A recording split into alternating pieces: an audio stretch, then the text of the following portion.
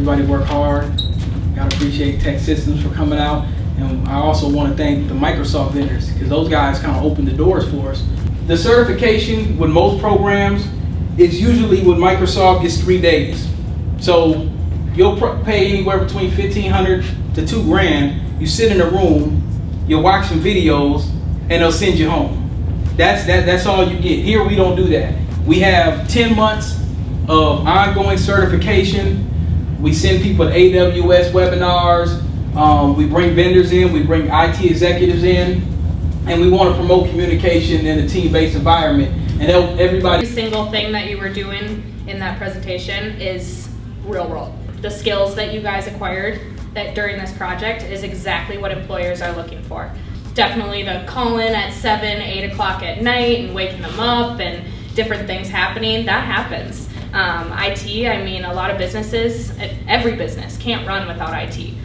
So you're definitely going into the right field because you're never going to be replaced. Really easy to be here. Derek's charisma, Derek's teaching style was really attentive to, who the students were. So I think it worked really well for who came. The stuff I gained from. Okay, that leaves where I could just edit stuff, and I could have edited it a different way if I wanted to. So now, once I started interviewing, working second shift remote. Now, let me tell you how this frees me up, how it worked. Monday through Thursday, I'm working second shift remote. So I'm off at 9 o'clock. I'm working 11 to 9. They got to train you for about a month or two before you ever get on them phones. So you already know what the business is. I'm still looking around. As you should. I got my laptop over on the side. I'm still looking around. You know what I'm saying? As you should. Absolutely, 100%. Don't never let nobody tell you no different. As you should. You supposed to be looking for better. Right? So that freed up my mornings for interviewing. And also Fridays I'm off because they got me working the Sunday shift. Now initially I think it was Monday through Friday for the training. But then eventually I got through on the Sunday shift. And all you're really doing is making outgoing calls. And if somebody calls in and gets a voicemail, then, you might, and you're basically just rebooting modems. So, like I said, that's not something that I'm going to do long term. Hell no. But that joint was permanent. Didn't pay what I needed to get me back to where I needed, but it paid more than the camera installation joint. It paid more than that. And then it frees me up to where I'm not stuck in this building because, see, that was second shift too. But if you're stuck in the building and you get an interview and they want to interview at 1 o'clock, you're at work. That's the thing about help desk and stuff like that. If you're working a help desk, now that wasn't help desk, that was installation on site. But when you're working help desk, you can't move because you're stuck in this damn seat unless you're remote. So you don't, that's why a lot of help desk call center positions, they want people back in the building so you can't do no better for yourself. They know that you can't go and interview because you're stuck and you're adhered to a call. Now, my advice, when people say, well, what kind of job should I look for? Maybe a hybrid approach, or like I say, somewhere where, and it's not even just about taking other interviews. It's just that when your life is stuck in this seat and you can't get up and you can't move, your day, you're just stationary. And at that point, you might as well be at a warehouse. That's 100% on site. The nice thing about a hybrid is if you get like a business system analyst or a BA job or some kind of position where it's not just back-to-back calls left and right, and you could do the kind of work where you could do a little work here. Hey, you got a contractor outside. He's doing your basement. You can't really get off the phone call. You want something to where it's not that you're not doing your work, but you're not just You don't got a piece of adhesive connected to your ASS every 5 seconds. If you need to get up and grab a package in the front yard or whatever the case may be, you could do that. But you're still getting your work done. You see what I'm saying? So the ideology of putting people back in the office is really about micromanagement, because in the buildings that I'm in now, they don't have room. You're not going to be by any of the people that work on your team because there's not enough room. You're going to have to go to another floor. So that's not going to work. Y'all are going to have to open up more real estate. So, that's my thought process on that. Now, getting to the nuts and the bolts of what my whole point was in terms of the interview system.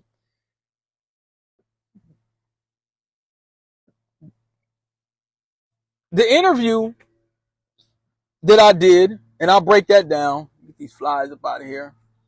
The interview system, or the interview, and I'll break that down, is that I did an interview. Let me roll this back up because he's cutting his grass again.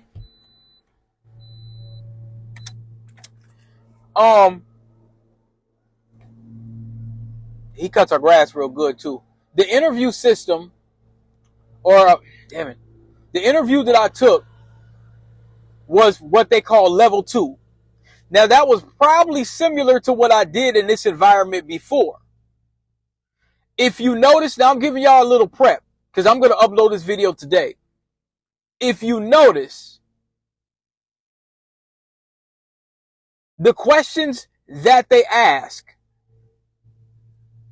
are it's not a ton of them. It's broad. A lot of times when you're in a financial company, when you're dealing with like a financial interview with tech, a lot of times you may not have 100,000 stupid questions about, well, what would you do with this? What would you do with that? What would you do with this? They'll give you maybe 3 to 4. They want to see how you are able to communicate.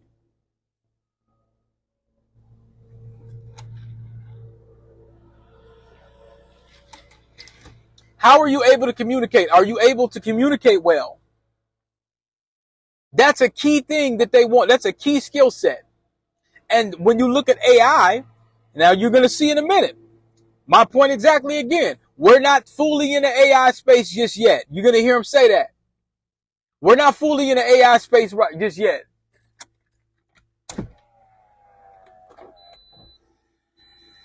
Oh, still a little loud. We're not fully in the AI space yet. We're still working on that. We still need business analysts to look at certain things to make key decisions. Another question that you're going to have. How do you communicate with other people? How do you prioritize? What kind of technology do you like? What kind of technology don't you like? Why don't you like it? You need to have answers for that. It's loud. I'm sorry, y'all. You need to have answers for that. And then at the end, you have 3 to 4 questions. It's my homie Rob. You need to have 3 to 4 focal questions.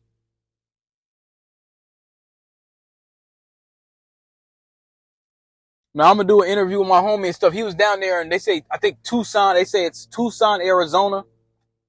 How you get this thing up out of here? All right, get out of here. Damn. Get this fly up out of here. Tucson, Arizona is where I posted that situation. Basically, man, to my knowledge, what happened is my homie, he's sitting there minding his own business. Some Hispanic suspected race soldier pulls up on him talking about, you stole my phone. You stole my little janky Boost mobile phone. So it's interesting, folks in the comments, I just put it out there and did the review, you know what I'm saying? I didn't know it was going to do that much, but man, he said it's hitting. And I basically said, man, I'm going to get you on camera to tell you, for you to tell your side of the story.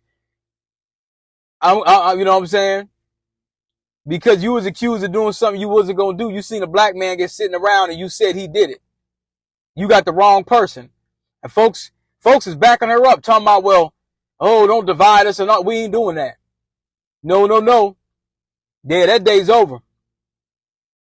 Black American freedmen, we ain't doing that no more. Yeah, we not doing this so everybody come together, kumbaya stuff, and we us just being undermined and being accused of stuff we didn't do, but you want us to come together. You go to hell with that. We ain't gonna do none of that. No. That man was minding his own business. I don't know none of my homies that got a damn Boost mobile phone. You know what I'm saying? Maybe somebody might do a fresh out. That dude, yeah, that dude ain't gonna come out and then just steal somebody's mobile phone. Nah, man, come on. So they backing her. They in the comments backing her over the brother that got accused for something that he didn't even do. So that's what kind of time they on. But anyway, let's get back to the interview. So it's a level 1 production interview. And you notice emerging technology. Then he used another term. Now I'm going to break this down piece by piece. I'm going to upload the video. And then what I'm going to do is I'm going to upload the audio. So there's going to be 2 videos, and I'm going to do a 3rd video to analyze everything that happened and break it down piece by piece as to what was said, as to what I should have said, as to anything that if I got to expound upon to tell you, well, this is what they're really asking. And if you notice, the interview is only going to be 20 minutes. It's very, very fast. Now, at the end, it cut off. And it cut off because my battery. It cut off because of my battery. You know what I'm saying? My laptop battery was 100%. I'm sitting in my homie's car trying to take the interview, and then it goes to 50%, and then it goes to 14%, and I'm sitting there sweating bullets like, oh no, man, and you're in the middle of an interview. You can't, now, mind you, you figure, well, I should have got plugged in. Yeah, I should have took the interview somewhere where it's plugged in. Is that a yellow jacket? Is that a hornet or a paper wasp? Well, he'll have to come around and say, there go my entomology again. I should have been on National Geographic. Should have said the hell with his IT stuff.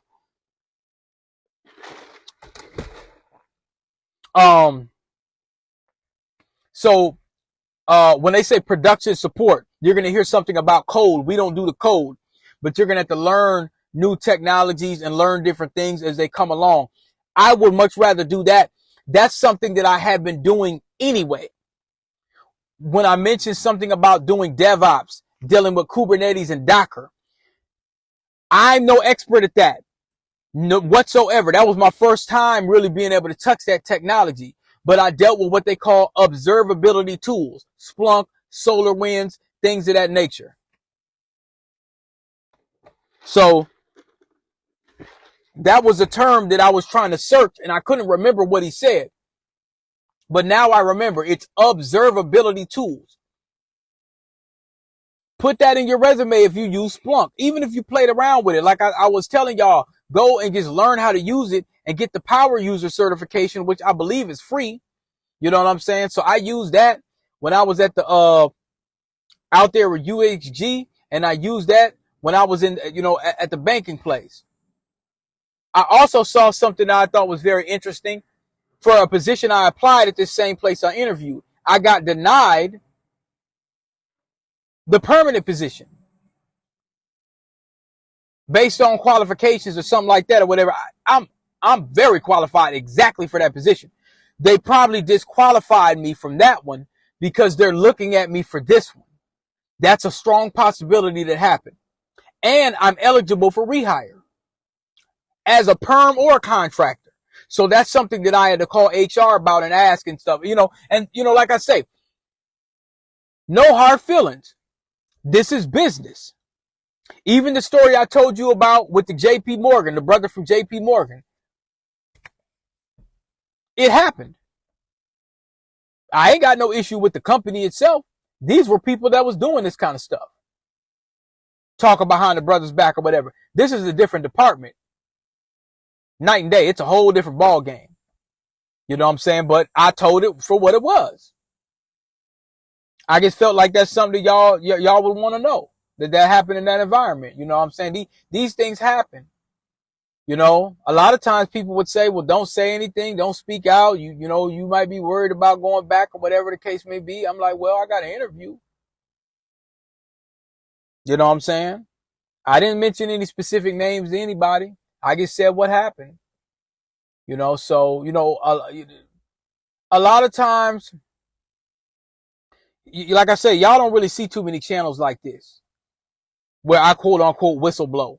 You know what I'm saying? Y'all don't, a lot of people don't be, because folks are so terrified and afraid of a big high paying position or a title that they rather not say nothing at all. Well, yeah, I mean, if you're applying for that specific place and you're that concerned, well,